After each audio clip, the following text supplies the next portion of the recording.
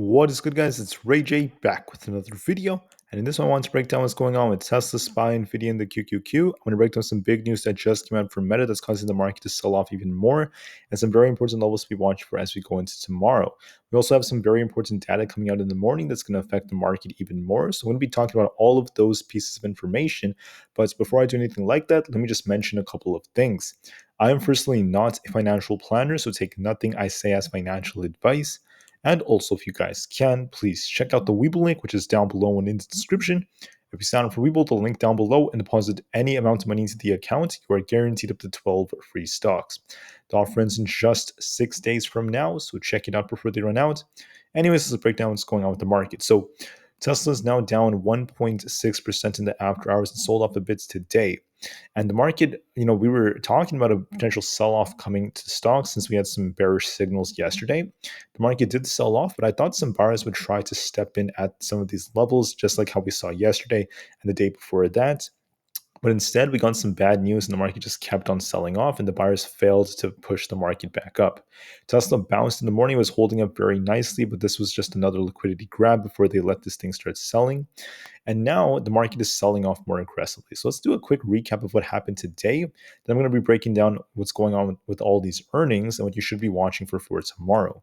So what happened for today? Basically, like I mentioned in the morning, guys, new home sales ended up going up because some buyers could be anticipating some higher mortgage rates and even more, increases as time goes on. So they just want to like FOMO into the housing market. New home sales went up because they just want to buy and secure these rates before they start going up higher. And we ended up seeing a sell-off in the market. The S&P 500 fell more than 1% below 4,200. That's the first time since May of this year. The Nasdaq was down and it had its worst day since February. So very interesting to witness. When it came to Meta, we had a pretty good earnings for, I would say, just based off the data that came out. However, guidance has been a little bit weak for Meta, and this is causing it to sell off. So I'm going to break this down. Earnings for Meta that just came out just a few minutes ago, okay? Basically, EPS was better than expected. Revenue was better than expected. You could see the numbers right here. But Meta also announced some very, very big estimates. So their costs are expected to be higher than expected for the next quarter. And on top of that, they mentioned that their certain revenue streams may not be as profitable as well going forward. What's going on with the different changes for them. And overall, I would say earnings alone were like not that bad, but their guidance is what's kind of like affecting them. So what's happening to them is they're expecting revenue to be between 36.5 billion and 40 billion for the fourth quarter, but expenses are expected to go up. That is very important. For 2024, they're expecting new changes with more higher than expected expenditures. And their virtual reality division basically lost about 3.7 billion during the 3 month period. So for the quarters, so that's some bad news for them. Besides that, earnings were decent, but they had some losses when it came to their virtual reality sector. And their future estimates for 2024 are expecting some, worse than expected estimates, and that's what's causing it to sell off. So that's why Meta is now starting to sell off quite aggressively. You can see Tesla selling off with the whole market. Meta was up initially, it was up very nicely, holding up. And as soon as they made that announcement, it's now tanking. It's down about 3%, continuing to sell off aggressively. So just be very careful, everyone. Now, when it comes to IBM, they had decent earnings. They're holding up as of right now, but this could change. But Meta is more important to the market than IBM for the time being. So with that being said, we have, earnings are looking a bit more bearish going into tomorrow based off what happened for today. But for tomorrow, we also have Amazon announcing earnings. We'll see what Amazon causes, so make sure you're prepared for that. And the market is becoming more and more fearful. We can see the fear and greed index is at fear. It's probably going to get closer to extreme fear. It was just updated a few minutes ago, it seemed, but like I said before, things could still change. We're just seeing extreme fear making up momentum right now, and we're just continuing to get more and more fear making up this market. But remember, when the stock price breadth, this is like the McCullen Volume Summation Index, when it reaches the breadth levels down here, this tends to show weakness in the market. This tends to be when the market's getting ready to bottom. So I'm not saying the market has bottomed yet, but I believe the market is in a bottoming process. Now, For tomorrow, so basically, let me just go over this again. Market is weak right now. Meta is slowing down, which is slowing the market down. So this is a bearish catalyst. However, we have more news coming out tomorrow that's going to be affecting the markets. Powell gave his speech today. It hasn't really caused too much. It's not really on anyone's radar, so it wasn't that huge. He didn't say anything too crazy. But for tomorrow, we have some very important data. Now, we have the GDP numbers coming out. We're expecting them to be showing an increase for Q3 from 4 to 4.3%. And then we also have initial jobless claims an hour before the market opens. All this data is coming out an hour before open at 8:30 a.m. Eastern time. And if the GDP numbers are strong or very stronger than expected, this could cause yields to go up, which could slow down the stock market. So you want to be very careful with all this data coming out, guys. There are potential bearish catalysts still out there. And to add on to this, we have a Fed speaker later on. Then we have some more data coming out for housing and the auctions for later on during the day. I will talk more about those later on. But for now, the most important things are going to be these GDP numbers and also initial jobless claims. And that could affect the market as well for Thursday's data. Now, so far, the market's looking a bit more bearish. Tesla's starting to sell off more aggressively. We're continuing to weaken, but we're going to be watching some very important levels. Now, Morgan Stanley has an overweight rating for Tesla, which is quite decent. The price price ratio is kind of flattening because Tesla showed some strength in the morning, but then it began to weaken as the day went on. I was calling the gap to get filled at 212. That's what Tesla did, but I was hoping buyers would try to defend around there, but they ended up failing.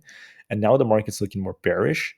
And on top of this, when it comes to seasonality, Tesla tends to be green only 48% of the time on Thursdays. Watch for more volatility around noon and at 2 o'clock p.m. for Tesla. Octobers are historically very, very weak months for Teslas, and that's what's happening so far. But historically, November tends to be stronger, so things could improve going into next month as we get closer to the Cybertruck launch event. But for now, okay, we're looking weak and we're not going to focus too much on November. We're still in October. We have many days left for the month. So there could still be a more downside that's still looking like it's affecting the markets. Volume on Tesla was 106 million, nothing too crazy. So now we're going to be breaking down these charts very quickly. Tesla's selling off more. There's a good chance we're going to be a little weak tomorrow morning. Watch 208 as support. If we lose this, we're going to be coming right back down to 205. If we lose that, watch 202.5, which is where Tesla bounced from before. If we lose this, it's all going to come down to 200. Tesla has to try to hold this, or else it's going to sink even lower, all the way down towards, in my opinion, that gap around 193 is a real possibility. So there could be more downside coming. We were talking about a small bounce coming to Tesla here. This is what happened for the time being. We had a nice inverse head and shoulders, but this has failed now. And since we failed to hold the support, Tesla's looking more bearish. So we're going to be watching these levels. For resistance, watch 210, 212. 215, 216.8, 218, and then 220. Right now, it's looking very weak, guys. Tesla's continuing to sell off. Meta is one of the main reasons why it's selling off more aggressively. So we want to be very careful. Tesla is making a new low for the day. And if we keep selling off, things could continue to look more bearish. So we have a potential head and shoulders structure here. So it looks like it could come down to 202. I am anticipating more downside to come tomorrow morning. It's just looking weaker thanks to Meta. But things could change depending on the GDP numbers. So just keep that on your radar. Just know that right now, at the time I'm recording this, we're looking more bearish and we could see some more selling going into tomorrow. For SPY, we're seeing something else very similar. Let me just call out SPY. SPY has this resistance right here at about we're going to be watching this key level. So we have 417 as a key resistance, also 416. I think we just lost 416. Let me just double check this. So we're actually heading below 416. We're seeing SPY breaking another support. It is definitely looking more bearish. So watch 416 and then 417, 418 as three resistance levels. We have resistance on each of those levels. If you get above 418, there is going to be potential for 420, and we have to break above 420 to turn bullish. Now we're barely holding this 416 support. If we continue to lose this, if we break and hold below it, it's going to come all the way down towards 415 to 414, which is where we have historical support. If we lose it, 412 is coming, followed by 410. So just be very careful on SPY. There's still more downside pending. Do I think that there could be an end of the year rally? I do believe it's possible, and I still think it's on the table and very likely, but we're not ready for it yet, okay? We're not ready for the November rally. We're not ready or close to ready yet. The market is still tanking, and we haven't truly bottomed just yet. So there could be more downside before any sort of rallies. For the QQQ, this is also looking bearish now thanks to Meta.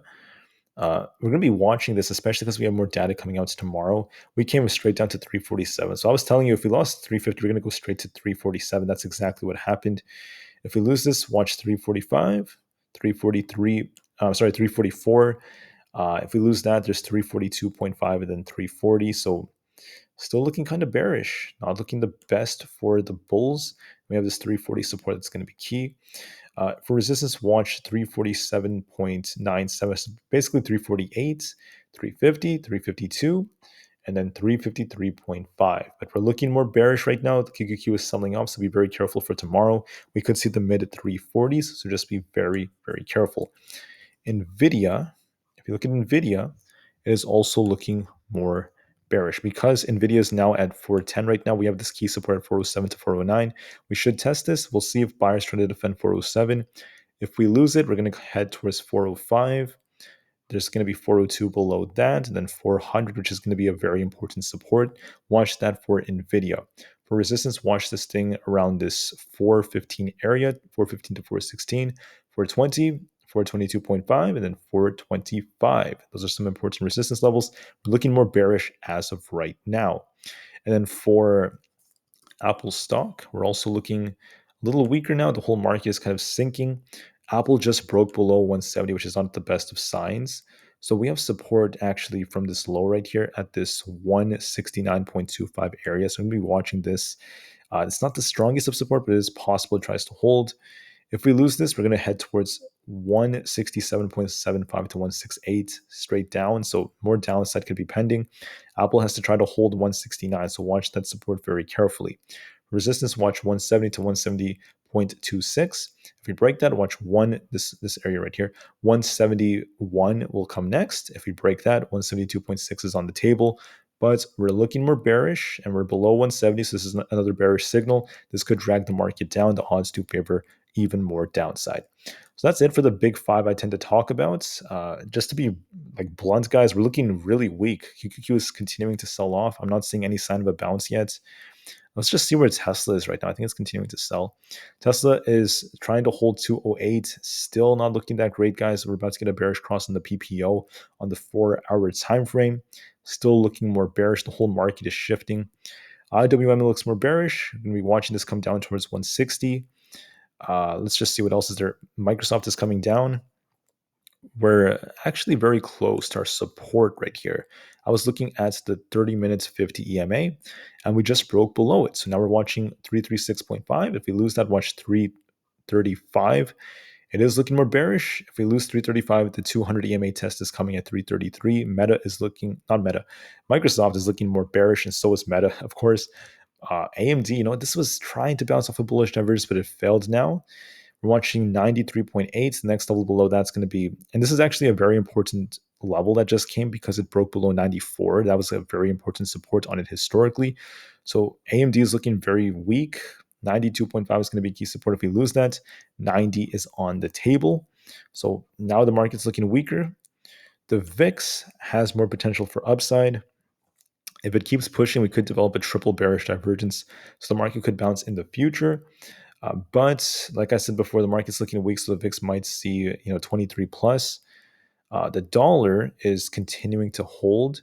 If the dollar breaks this resistance towards 106.6 to 106.7, we're going to be watching it hit 107, and that could cause the market to slow down more. So just be very careful. Coinbase, let's see, Coinbase. We just broke the 4-hour 200 EMA on Coinbase. That's a bearish signal. Coinbase could be heading towards 75 and then potentially 72.5 below that, or 72.44 to be exact. Google is looking even more bearish. I mean, I just think that this drop has been exaggerated. It's just a little bit too aggressive. Their earnings just wasn't that horrible, but it is what it is. I'm just going to be honest and unbiased nonetheless, though. Even though that's the case, it's still selling off. The next level is going to be right here towards 118.69 then 120 as two critical supports. We're barely at 124. If we lose 123.7, we could be heading for 120. Google is looking very weak. It's starting to sell off aggressively with Meta. The 10-year treasury yield, if the GDP numbers come in hot, the 10-year could start increasing above 5%. When yields go up like that, right, that tends to be bearish for stocks because we're going to see more and more incentives for those bonds traders to buy in.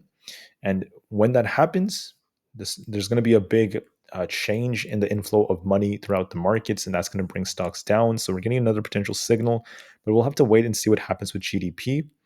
Looking at Amazon, we're looking more bearish, continuing to sell off.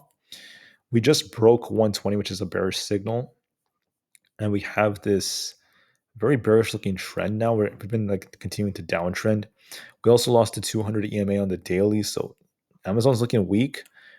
We could see this retest some very, very critical levels such as 119.17 and 118 below that. If we lose 118, 116.02 is coming. So Amazon's looking weaker, guys. We could see this thing continue to sell off by the morning. And finally, Meta is now down 2%, 2.65%. This was up 4%. Now it's down. It came right back down after some bad guidance. So it's looking weaker, and this could contribute to more downside. There's nothing really else I could say. It's just the honest truth. SPY is barely holding 416. Let me just double check this. Still looking weaker, so there's likely going to be more downside coming, but it's not the end of the world. Now we have a bullish divergence trying to develop, which is awesome. But just know that just because it's developing, it does not mean the market's going to bounce yet. We could sell off another few points before this develops and we see like a nice bounce. So we'll see. Right now, the market looks weak. Let's just wake up early. Let's see what happens with the GDP numbers tomorrow morning. They're all coming out an hour before the market opens. And then once all this data comes out, it's going to affect yields, the bonds market, and the stock market big time. We also have initial jobless claims. We want this to be very close to the consensus in the forecast of 200 to 208,000. So we'll just have to wait and see, guys. Market's looking weaker, and that's all I can really say at this point, right? It is what it is. It's the truth. Be patient. Do what you have to do, guys. Sleep well tonight if you can, and take care. Rest easy, and I'll see you guys tomorrow morning. All right? Thank you. Tesla the market to the moon because the long term is still very bright, and peace out.